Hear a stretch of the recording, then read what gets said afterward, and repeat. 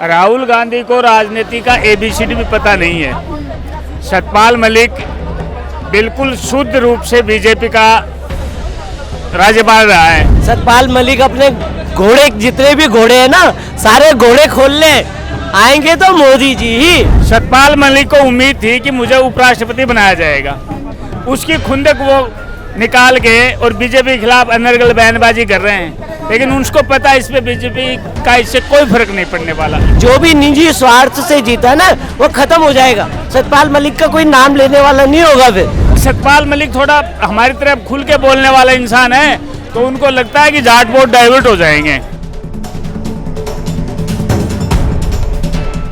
राहुल गांधी जैसे नेता आज सतपाल मलिक का इंटरव्यू ले रहे हैं, आप इस पे क्या बोलेंगे? सतपाल मलिक का इंटरव्यू ले रहे हैं ना, राहुल गांधी को राजनीति का एबीसीडी भी पता नहीं है। सतपाल मलिक बिल्कुल शुद्ध रूप से बीजेपी का राज्यपाल रहा है और उससे पहले चौधरी चरण सिंह का चेला रहा है। कांग्रेस का वफादार कभी नहीं हो सकता हो। अब जो बीजेपी उसके खिलाफ, गांधी परिवार के खिलाफ जो बीजेपी ट्रैप बिछाती है ना, उसमें गांधी परिवार अच्छे से फंस जाता है।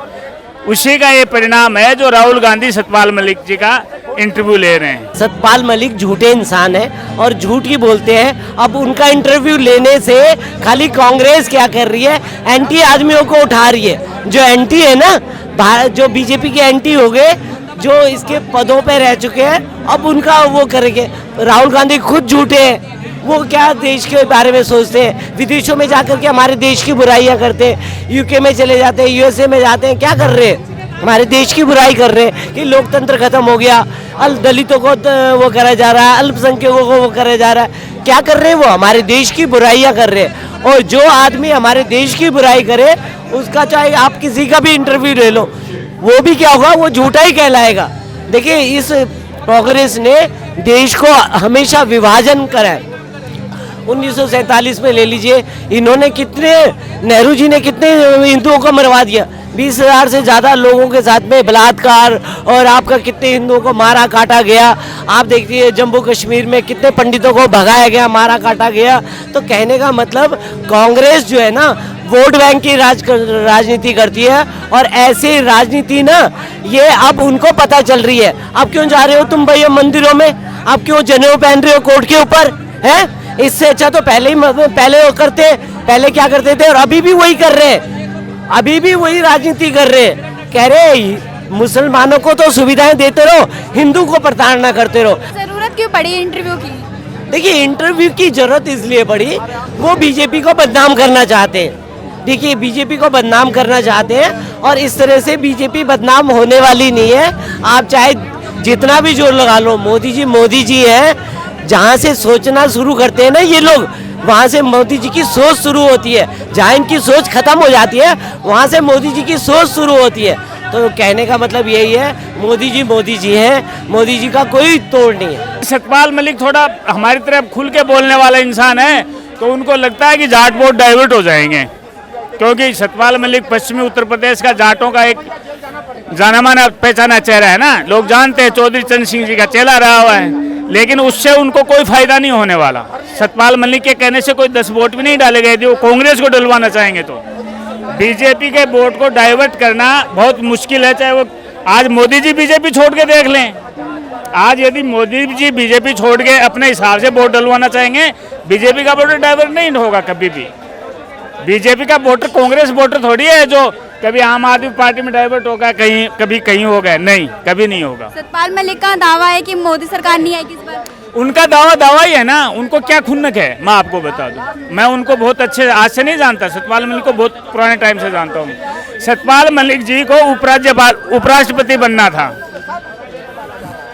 सतपाल मलिक को उम्मीद थी कि मुझे उपराष्ट्रपति बनाया जाएगा, उसकी खुंदक वो निकाल के और बीजेपी के खिलाफ अनर्गल बयानबाजी कर रहे हैं, लेकिन उनको पता है इस पे बीजेपी का इससे कोई फर्क नहीं पड़ने वाला, इतना भी। अरे वो सतपाल मलिक अपने घोड़े, जितने भी घोड़े हैं ना, सारे घोड़े खोल ले, आएंगे तो मोदी जी ही।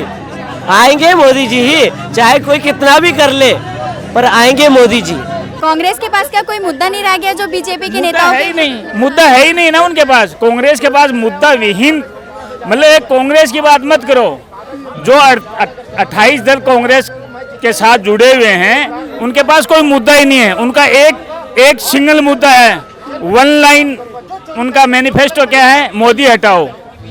मोदी हटाओ एक मैनिफेस्टो है। वो अपना प्लान थोड़ी बता रहे हैं कि हमारे को आप सरकार में लाओ तो हम आपके लिए क्या करेंगे, पब्लिक के लिए क्या करेंगे, देश के लिए क्या करेंगे, विदेश नीति हमारी क्या होगी, रक्षा नीति हमारी क्या होगी। ये तो उनके पास कोई प्लान नहीं है, क्योंकि उनके पास प्लान बनाने वाला कोई है ही नहीं। जो ठीक ठाक नेता थे वो कांग्रेस छोड़ के चले गए, कोई उनके पास है नहीं।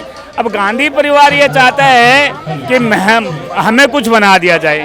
अब ये जो कांग्रेस के पीएम के मटेरियल हैं, उनको एक वकील अपना पियोन नहीं बनाना चाहता, नौकर नहीं रखना चाहता, वो देश उसको प्रधानमंत्री का पद सौंप देगा। आपको लगता है? नहीं सौंपेगा, कभी भी नहीं सौंपेगा। तो कांग्रेस के पास ना मुद्दा है ना योजना है। कांग्रेस नहीं, विपक्ष के पास कुछ भी नहीं है। उनके पास मुद्दे ही नहीं है, मुद्दे विहीन है कांग्रेस जो है मुद्दा विहीन है। और जो ऐसे मुद्दा विहीन लोग हैं ना, वो देश को बांटने, तोड़ने और विभाजन करने की नीतियों पे चल रहे हैं। और ऐसे विभाजन करने से या बांटने से, तोड़ से आपसी भाईचारे को खत्म करना चाहती है कांग्रेस। तो यही कांग्रेस की नीति है और वो इस तरह से कर करके विभाजन करना चाहते हैं। सतपाल मलिक कभी आरोप लगाते हैं फिर मुकर जाते हैं, इस पे नहीं, सतपाल मलिक ये तो एक उम्र के साथ आदमी का दिमाग है ना, वो सेंटिमेंटम खो देता है। ये सबके साथ लागू है, आप और हमारे साथ भी लागू है। सतपाल मलिक जी आज 75 प्लस हो रखे हैं, तो उनका बोलना कोई पब्लिक के लिए ज़्यादा वो नहीं है। वो मुकर इसलिए जाते हैं कि उनको लगता है आप मेरे से कोई बात निकलवा लेंगे पत्रकारिता के माध्यम से, मैं हाइपर हो जाऊंगा और कोई शब्द अनर्गल निकल जाएगा तो मुझे उसका खेद प्रकट करना पड़ेगा ना कि भाई मैंने गलती बोल दिया। तो वो वाली बात सतपाल मलिक जी के साथ है। बाकी इंटेंसली उनका बीजेपी के खिलाफ उनका आज भी नहीं है। वो मैं आपको बता दूं, सतपाल मलिक जी बीजेपी के खिलाफ आज भी नहीं है। ये लोगों का भ्रम है।